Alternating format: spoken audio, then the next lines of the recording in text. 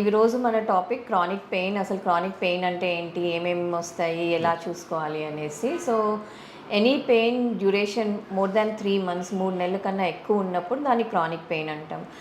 లేదు ఏదైనా condition like appendicitis ఉందనుకోండి, దాన్ని సర్జరీ అయిపోయింది, ట్రీట్ అయిపోయింది. సో ట్రీట్ అయిపోయిన ఒక 1 to 2 weeks తర్వాత పెయిన్ తగ్గిపోవాలి, అయినా కూడా పెయిన్ కంటిన్యూ అవుతున్నప్పుడు ఇవన్నీ క్రానిక్ పెయిన్స్ కింద వస్తాయి. So anything more than 3 months duration అయినా, లేకపోతే అది ఉండాల్సిన డ్యూరేషన్ కన్నా ఎక్కువ ప్రొలాంగ్ అవుతున్నప్పుడు దాన్ని క్రానిక్ పెయిన్ అంటారు. సో మేడం ఇప్పుడు అంటే 3 months మీరు అన్నారు. సో 3 months పెయిన్ ఉన్నప్పుడు people who use regularly pain killers, so that definitely effects the body. So దానిపైన మీ అవగాహన అంటే అన్ని పెయిన్స్కి పెయిన్ కిల్లర్స్ ట్రీట్మెంట్ కాదు. లైక్ కాళ్ళ నొప్పుల్లో షియాటికా కామన్గా మాట్లాడుతూ ఉంటారు. లో బ్యాక్ ఏక్ అంటే చాలు అందరు షియాటికా అంటారు.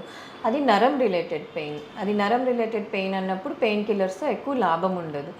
కాకపోతే కంఫర్ట్ జోన్ పెరుగుతుంది అనేసి రొటీన్గా పెయిన్ కిల్లర్స్ వాడతారు. సో పెయిన్ కిల్లర్స్తో ఇబ్బంది ఏంటంటే ఎసిడిటీ ఇన్సిడెన్స్, అల్సర్ ఇన్సిడెన్స్ ఎక్కువ అవుతుంది అండ్ కిడ్నీలు దెబ్బతినే అవకాశం ఉంటుంది. క్రానికల్గా వాడినప్పుడు ఇవి ప్రాబ్లమ్స్. సో ఈ రెండు ఇబ్బందులు లేకుండా వేరే రకం పెయిన్ కిల్లర్స్ అవన్నీ కూడా ఉన్నాయి, which are very safe. Kidney wise కానీ గట్ వైజ్ కానీ సేఫ్ పెయిన్ కిల్లర్స్ చాలా ఉన్నాయండి. సో ఇవన్నీ రొటీన్గా out of the counter OTC drugs అంటాము, ఓవర్ ది కౌంటర్ డ్రగ్స్ అంటాము. ఓవర్ ది కౌంటర్ డ్రగ్స్ జనరల్గా మెడికల్ షాప్కి వెళ్ళి పెయిన్ కిల్లర్ అని అడగడము, అది ఇచ్చేయడము కామన్గా చూస్తాం మన దగ్గర. ఈ ఓటీసీ డ్రగ్స్లో పెయిన్ కిల్లర్స్ చాలా కామన్గా అందరూ వాడుతున్నారు.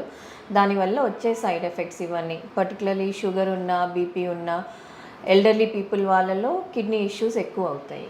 Okay madam. సో ఈరోజు రేపు యంగ్స్టర్స్ చాలామంది హెడేక్ కంప్లైంట్ చేస్తుంటారు madam. So what you suggest, like అంటే 1 month కంటిన్యూస్గా ఉంటే chronic pain would be the best సజెషనా? హెడేక్ ఇన్సిడెన్స్ పెరుగుతుందండి, there is no doubt. Headache ఒకటి, లో బ్యాక్ ఏక్ ఒకటి, ఇన్సిడెన్స్ చాలా పెరుగుతుంది. Headache most of the time ఇప్పుడు వచ్చే పేషెంట్స్ కూడా చాలామందిని చూస్తున్నాము. ఏంటి అంటే electronic usage, electronic media, mobile usage, computer systems usage చాలా ఎక్కువ ఉంటుంది. దానివల్ల హెడేక్స్ ఎక్కువ అవుతున్నాయి. And lot of loud music, pollution, ఇవన్నటితో కూడా హెడేక్ ఉంటుంది. స్ట్రెస్ లెవెల్స్ కూడా పెరిగిపోతున్నాయి, కాంపిటేటివ్ వరల్డ్ అయిపోయింది. సో హెడేక్ కామన్గా ఏంటంటే మన ప్రివెంటివ్ మెజర్స్, కొంచెం మెడిటేషన్, మొబైల్స్ అవన్నీ ఎక్కువసేపు వాడకుండా ఉండడము, సిస్టమ్ దగ్గర ఉన్నప్పుడు మన సిస్టమ్ లెవెల్కి ఎదురుగుండా పెట్టుకోవడము, వీటన్నిటితోటి ఆ neck pain, I pains, headache తగ్గే ఛాన్సెస్ ఉంటాయి.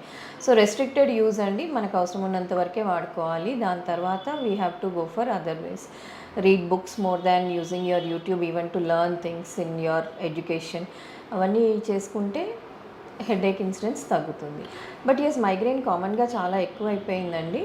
So safety measures, preventive measures చేసుకోవాలి, లైఫ్ స్టైల్ మోడిఫికేషన్స్ చేసుకోవాలి. అంటే how do you identify migraine madam? Suppose ఒక యంగ్స్టర్ కంప్లైంట్ చేస్తే, సో ఇట్స్ లైక్ మంత్స్ అది ఎట్లా దాన్ని?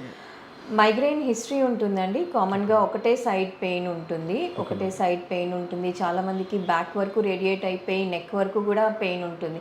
సివియర్ కేసెస్లో ఇవన్నీ చూస్తాము.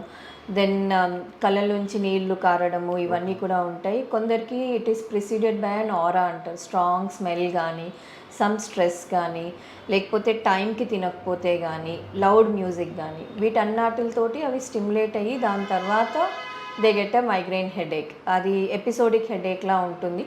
కొందరికి జస్ట్ కొన్ని అవర్స్ ఉంటుంది, కొందరికి ఒక్కొక్కసారి చాలా ప్రొలాంగ్డ్ ఉంటుంది.